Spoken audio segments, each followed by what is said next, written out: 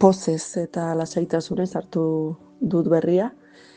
Espero genuen horrela iritsiko zela, baina prozesu luzea izan da, denbora asko zai, urte asko pasa dira atxiloketatik, eta bada gai bat egunerokoan presente ez duzuna, baina aldi berean beti hor dagoena.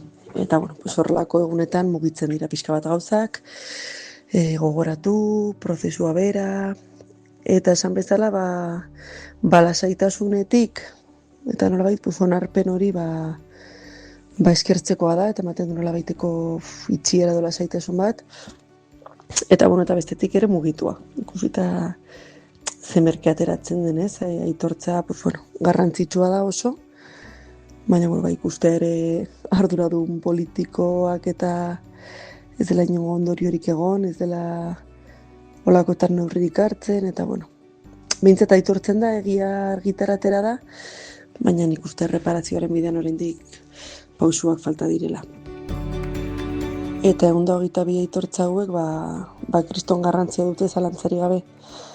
Esan bezala, nik uste gauza gehiago egin barko liratezkela bide honetan, baina pausu oso garrantzitsua da. Hau pentsa ezina zen duela urte batzuk, orduan, alde hortatik pozez, ez? Azkenean esperientzia pertsonala da, baina kolektiboki kokatu behar dena.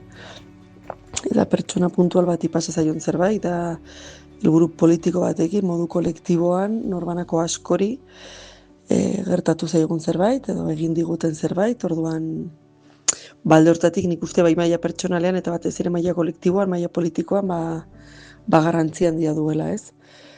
Maila pertsonalean sentitzea, sinesgarritasun hori, edo benetan gertatu dela, urtetan salatu dugun hori, eta badituela erantzuleak, eta politikoki ere ukazio jarrera bat egon dela urte luzez, eta zentzu horretan, pozik.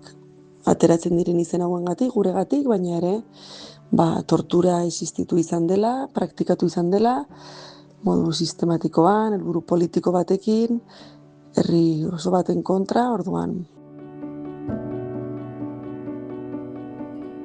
Nik oso argi daukat merezi duela, bai. Momentu gogorrak daude bidean, baina nik uste urte luzetan aldarrikatu dugun zerbait dela, ez? Aitortu beharra zegoela, hemen tortura erabili izan dela, eta nik uste norberari bizkat gogorra egiten bazaigu ere momentu batzuetan, nik uste pasa beharreko zerbait dela, nik uste nolabait zauriak sendatzeko ere balio dezakela, eta lan izan bezala nik uste egiten aldugun ekarpen txiki bat dela, egi hori jaso dadin, ez? Orduan, nik zalantzari gabe, momentu zail batzuk izan da ere,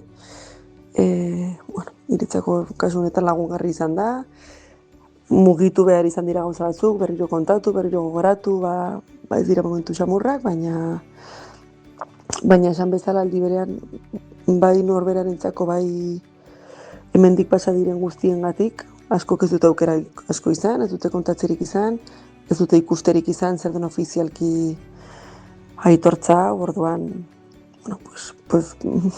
ziga horietatik eta tortura horretatik pasagaren guztiengatik, nik uste merezi duela, gera dadila eta ikusi dadila ere ez delako tamaina izan duen makinari hori guztiak, orduan, nik uste zaila izan da ere zalantzari gabe merezi duela. Gure egi hori eta gertatutako guztia argitara ateratzea.